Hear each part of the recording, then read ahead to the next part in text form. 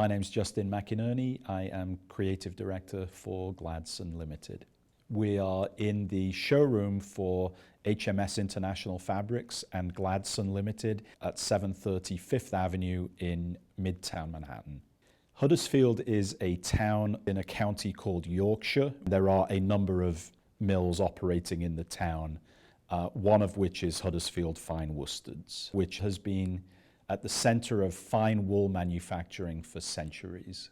It's located in the Pennine Hills, and the rainwater that filters into the bedrock and the water table is the perfect pH balance for finishing fine fabric. One way of looking at it is if you took all of the ingredients that are present in Huddersfield and you transported them somewhere else in the world, the wool would not be as good. It's impossible to replicate the cloth from Huddersfield because of the water. When it combined with the skills of the workers that have been handed down for generations, it creates a cloth that tailors impeccably, and that can't be replicated elsewhere.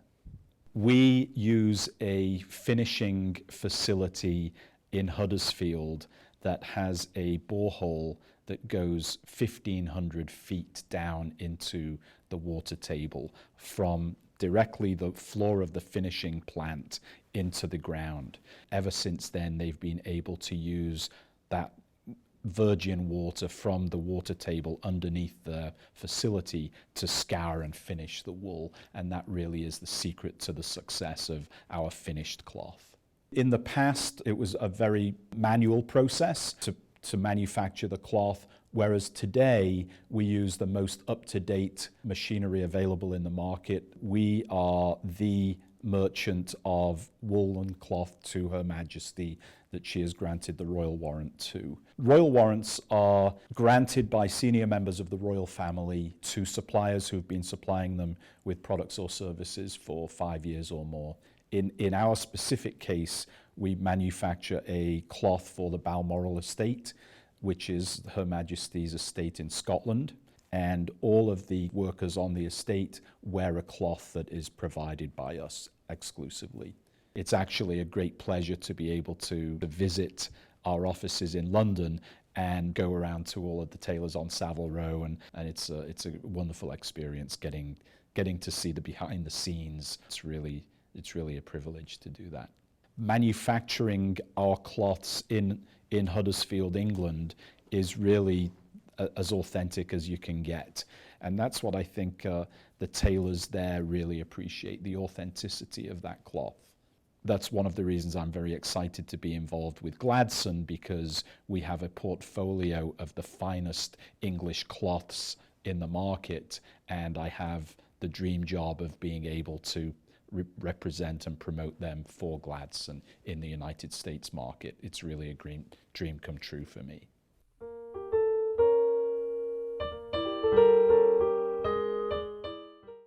Now what I'd like to do is take you through the exhibition and show you some of the archive photographs from the 1930s through the 1950s that we have over in Huddersfield that we brought here to New York for the exhibition. So the first shot is wool sorting, and it has a gentleman who is manually sorting raw fiber of merino wool. Each of the images shows a process or part of the process of the manufacture of wool that took place in Huddersfield during the 1930s through to the 1950s. The second shot is called turn winding, and it shows a bobbin being wound with yarn on it. And as you can see, it's a very archival image from probably the 1940s. And the next shot we have is of yarn spinning, and it's of a lady doing the particular job at the mill that is responsible for spinning the yarn.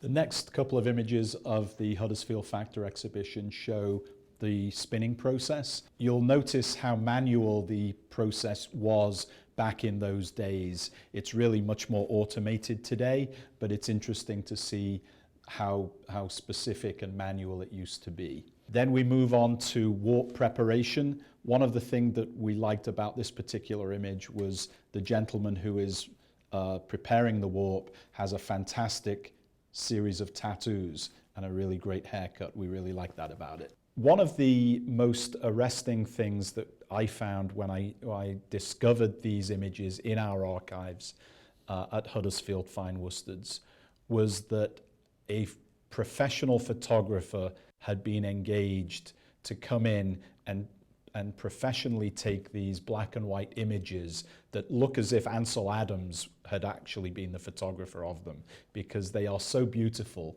that we decided that we really wanted to showcase them in an international way, and that's why we decided to do the exhibition in the first place, and that's why we selected New York City as an appropriate venue for them. So we move on from the warp preparation. This is the next image shows the handloom pattern weaving. This is one of the very few machines that we actually still use today, because this is how we weave blankets. Then we come on to another image, a profile image of the same gentleman who was doing the warp preparation with his cool tattoos and his cool haircut. And the final image that I'm showing you here was the image that really made me think we needed to do something with this series of images that I found. It's a very attractive young lady who is inspecting fabric, and she looked so angelic, and the lighting was so perfect on this shot that I thought, wow, we really need to make use of these images. They really are spectacular. The next series of images show a more mechanized progression. We have the weaving shed right here, which shows some of the process that was taking place inside the weaving shed. Then this is an image of Hattersley pattern looms, and as you can see, there's a lot of machinery involved there as well. Automatic weft winding, so things are becoming automated in the industry. And then finally, fabric tentering.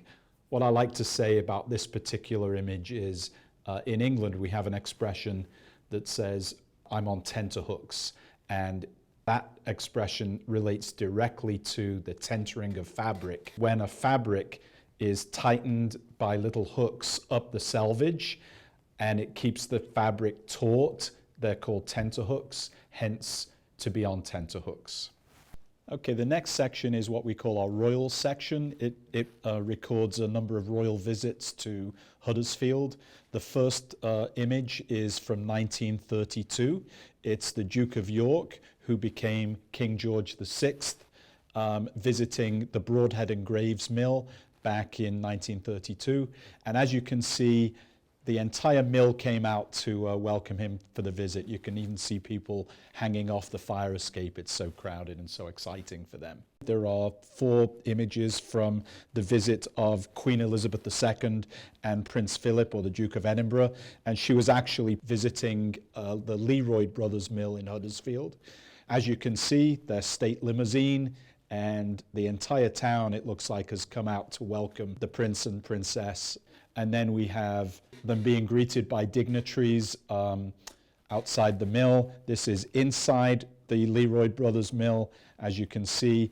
And then the final image is with the mayor and Lady Mayoress of Huddersfield escorting the Queen and Prince Philip in the mill. And we think this is such a beautiful, iconic shot. And as you can see, the ladies of the mill workers, they're all gathered outside to greet the Queen and Prince Philip. So the final image of our exhibition is this wonderful image of a lorry leaving the loading dock of the Broadhead and Graves Mill. And the reason that we selected this particular image, which was taken in 1935, was because it made the connection between Huddersfield and New York directly. So what we have here is a consignment of goods that have been woven for Rogers Peet and Company, which was a chain of retail stores in New York City. It's going from Huddersfield to the Queen Mary to be loaded aboard the ship for the Port of New York to be delivered to Rogers Peet. You'll note that at the time, there were only 2 digits in the Huddersfield phone number for Broadhead and Graves, so it shows you how many telephones there were in the town of Huddersfield back in 1935. We also love the image of the lorry with the split screen on the windshield and the gentleman driving it, who looks like he's disproportionately big for such a small truck. But we thought that this really showed the the connection between New York and Huddersfield in a dramatic way from way back in the 1930s. And that concludes the Huddersfield Factor exhibition.